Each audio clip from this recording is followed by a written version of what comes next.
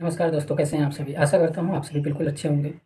तो आज हम बात करने वाले हैं मेरा इंटरव्यू के उस दिन के बारे में कि मेरा इंटरव्यू वाला दिन कैसा रहा। और आप इस चीज़ को क्यों सुनेंगे? आप इसलिए सुनेंगे ताकि अ, अगर आप सिविल सर्विस में हैं तो आपके पास 3 चरण हैं। पहला तो प्रीलिम्स, मेंस और इंटरव्यू। ये 3 चरण से आपको गुज़रना होगा हर हाल में। अगर आप चाहते हैं कि मैं भी पीसीएस की तैयारी करूँ या सिविल सर्विस की तैयारी करूँ तो ये 3 चरण से आपको गुज़रना होगा। तो इस बारे में हम सभी चीज़ों को, तीनों चरण को देखेंगे, लेकिन ज़्यादातर फ़ोकस हम करेंगे इंटरव्यू वाले दिन पे कि क्या होता है, कौन से डॉक्यूमेंट लेके जाने पड़ता है, क्या मेरा वो सारा उस दिन का प्रोसेस क्या रहा।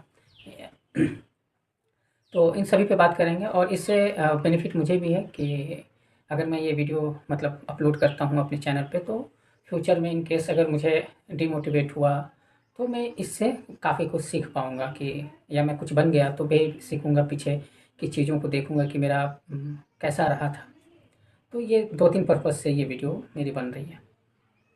तो उस दिन की बात बताएँ, 23 फरवरी था जिस दिन मेरा इंटरव्यू था। और वो इंटरव्यू का दिन यूँ कह लें कि मैंने घर में किसी से बताया नहीं था कि मेरा मेंस क्लियर हुआ है यूपीपीसीएस का। मैंने 21 को बताया अपनी सिस्टर को, अपनी बहन को कि मेरा जो है एग्ज़ाम निकल गया है मेंस, इंटरव्यू जो है मेरा 23 को है तो तुम 22 को हम लोग चलेंगे, यहाँ से निकलेंगे। तो हम और मेरी जो बहन है, सिस्टर है, वो हम दोनों निकले प्रयागराज के लिए भागलपुर से।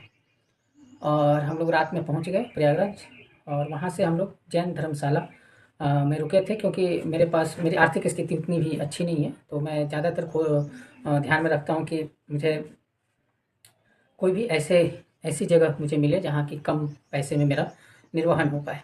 तो हम जैन धर्मशाला में रुके, वहाँ से सुबह में मेरा इंटरव्यू था सिविल लाइन जो जहाँ पे लोक सेवा आयोग है वहाँ। तो उस जब वहाँ से हम लोग सुबह में लगभग 7 साढ़े 7 के आसपास हम लोग निकले थे। चाय रास्ते में ही पिए और चाय बिस्किट और पेपर रास्ते में ही मैंने पढ़ा।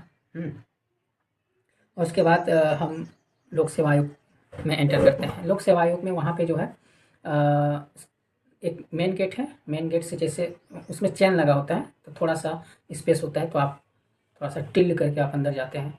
और वहाँ पे एक सेल्फी पॉइंट है जहाँ पे कि आपने देखा होगा कि बहुत सारे जो इंटरव्यूअर हैं वो सेल्फी अपनी लेते हैं। और ये चीज़ें जो है बहुत प्राउड मोमेंट होता है हमारे लिए वो चीज़ें, कि मैं वहाँ तक इतने संघर्ष के बाद पहुँच पाया। तो मैं और हमारी बहन जो है दोनों ने काफ़ी फ़ोटो वगैरह, सेल्फी वगैरह ली, ताकि ये फ्यूचर के लिए मेमोरी, एक यादगार पल रिकॉर्ड हमने किया। उसके बाद दाहिने तरफ 2 फीट का एक दरवाज़ा है, 2 ढाई फीट का। और वहाँ पे आपके फिर से एक जो इंटरव्यू कॉल लेटर है वो आप चेक होता है, उसके बाद वो अंदर जाने देते हैं। फिर अंदर आप जाएँगे तो एक हॉल होगा। उस हॉल में आपके कलीग्स यानी कि आपके फ्रेंड जो भी इंटरव्यू देने के लिए पहुँचे हैं वो सभी होंगे वहाँ, जिनका इंटरव्यू उस दिन होगा।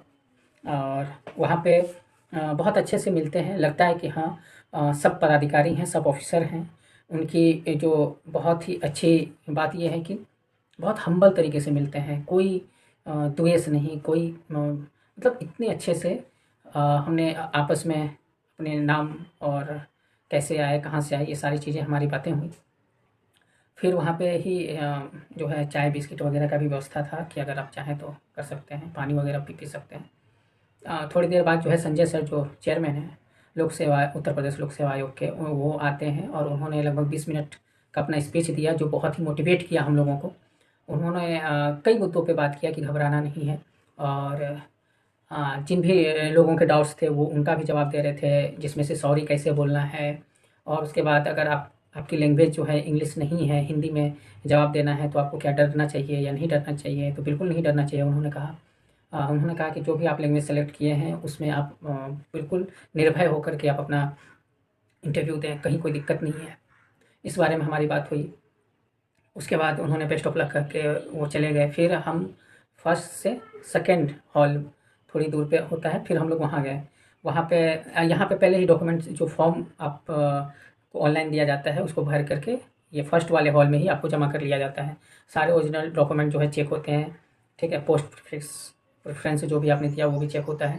फिर अंदर जाते हैं सेकंड हॉल में। सेकंड हॉल में फिर हम लोग सभी जो है बैठे होते हैं और वहाँ पे 2 फ़ोटो और आपकी आईडी वगैरह भी चेक होती है, ठीक है। इंटरव्यू का कॉल लेटर चेक होता है और वहाँ पे टोकन मिलता है आपको। उस टोकन के आप उस टोकन से जाने जाते हैं कि आपका टोकन संख्या जैसे 202 है, 201 है, 205 है, 400 है, जो भी टोकन नंबर है उससे आप जाने जाते हैं।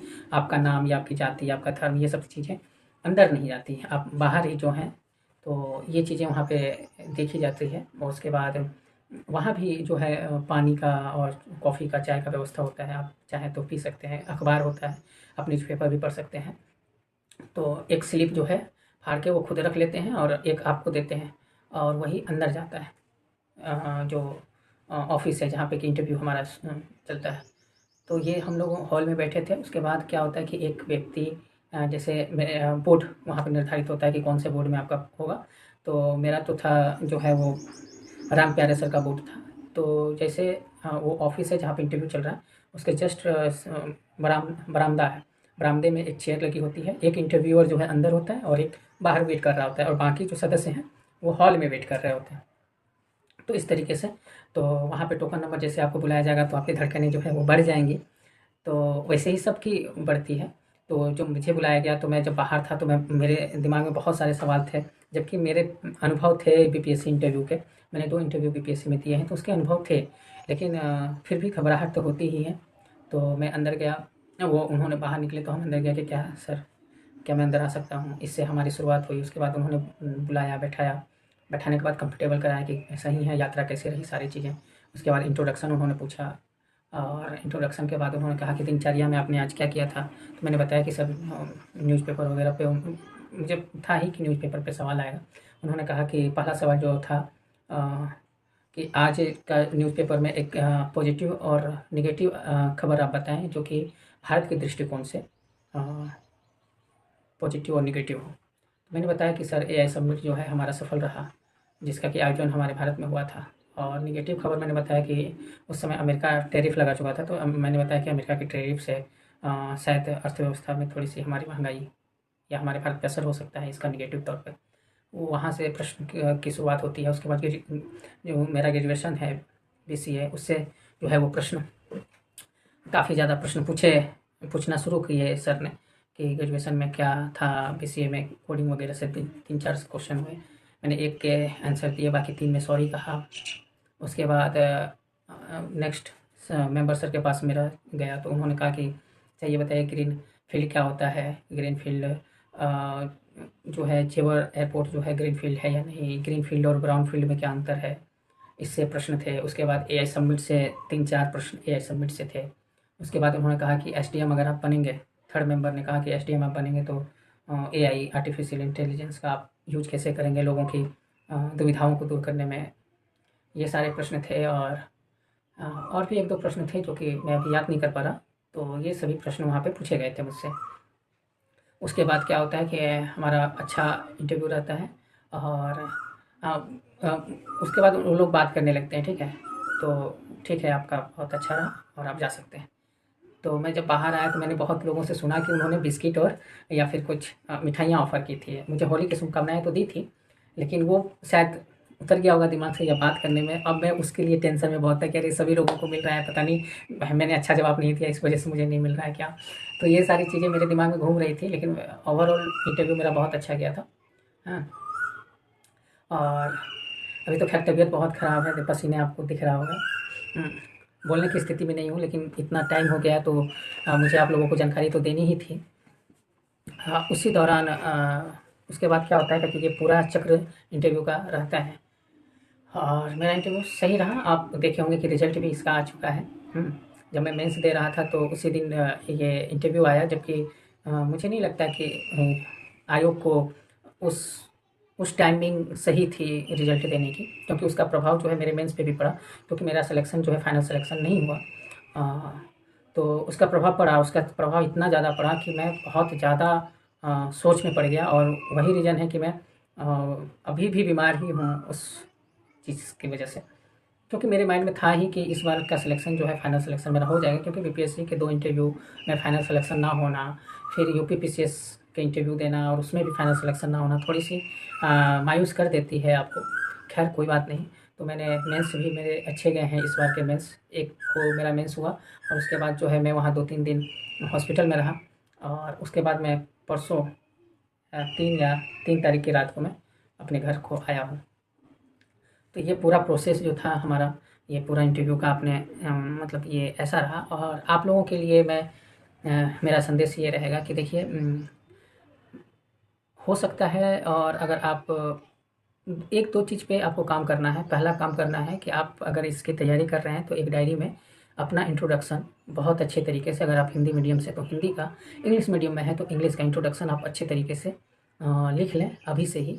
और आपके ग्रेजुएशन में कौन किस सब्जेक्ट से हैं और उससे क्या प्रश्न पूछे जा सकते हैं, वो ये 2 तैयारी अभी से आप कर लें। तीसरा, अगर हम प्रीलिम्स की बात करें, अगर आप लोग प्रीलिम्स देने वाले हैं तो प्रीलिम्स के लोगों के लिए है कि सीमित जो है वो आप बुक का उपयोग करें। ज़्यादा मटेरियल आपके पास नहीं होना चाहिए, सीमित मटेरियल का यूज करें। ज़्यादा कोचिंग संस्थान पे यकीन ना करें, और सेल्फ स्टडी से भी ये चीज़ें हो सकती हैं। मैं एक उदाहरण हूँ, 3 इंटरव्यू और 3 मेंस ये मैंने किया है, ठीक है। मैं टोटल 6 ऐसे एग्ज़ाम हैं जिसमें मैं बैठा हूँ, जिसमें से 3 मैंने इंटरव्यू दिए हैं, और जिसमें से 1 मेंस में मैं फ़ेल हुआ हूँ, जिसकी वजह थी कि मेरा हाथ फ्रैक्चर हो गया था। और 1 मेंस अभी दे के बैठा हूँ, 1 मेंस आने वाला है, यानी कि टोटल 3 मेंस और 3 इंटरव्यू। अभी ये दोनों के रिजल्ट जब मेंस के आएँगे तो मुझे नहीं पता कि मेरा मेंस में अगर होता है तो शायद मैं 5 इंटरव्यू में बैठने वाला अपना सेल्फ स्टडी से अ, उम, होता हूँ। तो ये चीज़ें होती हैं, अगर आप सीमित चीज़ों को ध्यान में रखें तो ये चीज़ें हो सकती हैं, ठीक है। थोड़ी ज़्यादा ही तबीयत ख़राब हो रही है मेरी, खैर कोई बात नहीं है। तो ये चीज़ें अपने ध्यान में रखें, ठीक है। और दूसरी चीज़ें हैं कि और नोट्स अपने हमेशा खुद के नोट्स बनाएँ, और नोट्स बनाते समय मेंस को ध्यान रखें। और मॉक इंटरव्यू हुआ, मॉक जो टेस्ट सीरीज़ है, ये सब चीज़ें देते रहें। और टेस्ट सीरीज़ जब भी दें तो एनालाइज़ ज़रूर करें कि अगर मेरा 100 में से 70 नहीं बना है, 30 ही बना है, तो वो 70 पे ज़्यादा फ़ोकस करनी है आपको, उसकी एनालिसिस करनी है कि क्यों नहीं बना, उसके डिस्क्रिप्शन को पढ़ना है कि क्या है, क्यों है, कैसे है। ये अपनी गलतियों पे ज़्यादा गहन अध्ययन करना है, ठीक है। ऐसा नहीं करना है कि जो बन गया बस उसका गुणगान करना है, अपनी गलतियों से सीखना है, ठीक। और मैं कुछ नया तो ऐसे बताने नहीं वाला कि बस मैं कुछ अवतार हूँ कि आपको कुछ नया बता दूँ, सब सेम ही चीज़ें हैं। और जहाँ तक मेंस के सवाल है तो मेंस अगर बीपीएससी, जैसे अभी बीपीएससी मेंस है 29 को, मेरा भी है, तो मेंस के लोगों से मैं ये कहना चाहूँगा कि प्रैक्टिस बहुत करें, जितना ज़्यादा प्रैक्टिस करें, जो भी पेन का यूज करें उसी पेन से मेंस लिखने जाएँ। और करंट को, हर एक आंसर को करंट से जोड़ने की कोशिश करें, और फैक्ट ज़रूर डालें, कुछ ना कुछ एग्जाम्पल, बिना एग्जाम्पल का कोई भी क्वेश्चन ना छोड़ें, कि ऐसा कोई क्वेश्चन ना हो जिसमें आप एग्जाम्पल ना दें। तो एग्जाम्पल से बहुत ही अच्छा आपका जो है आंसर हो जाता है, ठीक है। तो ये सब चीज़ें जो है वो अच्छी होती हैं। और जहाँ तक बात है अ, तो चलिए, थोड़ा-सा अ, होता है कि जब आप बीमार होते हैं तो बोलने की इच्छा नहीं होती। तो ओवरऑल यही है, और बाकी अगर आपके पास प्रश्न है तो आप कमेंट करेंगे तो मैं कोशिश करूँगा देने की। और सब्सक्राइब की मुझे वैसी ज़रूरत है नहीं, अगर आप चाहें तो सब्सक्राइब कर सकते हैं। वजह वजह ये है कि मुझे इससे यूट्यूब से कोई आमदनी नहीं होती, पहली बात। दूसरी बात, 100, 200, 500 व्यू में मैं कोई, मुझे पैसे नहीं मिलते, ठीक है। और तीसरी बात कि मैं खुद के लिए भी बना रहा हूँ कि फ्यूचर में मैं कुछ भी गलती करूँ तो अपनी पिछले वाली गलतियों से सीखता रहूँ, ठीक है। और चौथी चीज़ ये है कि आपको भी, अगर एक भी व्यक्ति को इससे फ़ायदा होता है कहीं भी, किसी भी एग्ज़ाम में, तो मैं संतुष्ट हूँ उस। तो ये चीज़ें हैं। अगर आपको कोई भी प्रश्न है इससे रिलेटेड तो आप कमेंट करें, ठीक है। तो इस वीडियो में इतना ही। टेक केयर, बाय बाय, जय हिंद।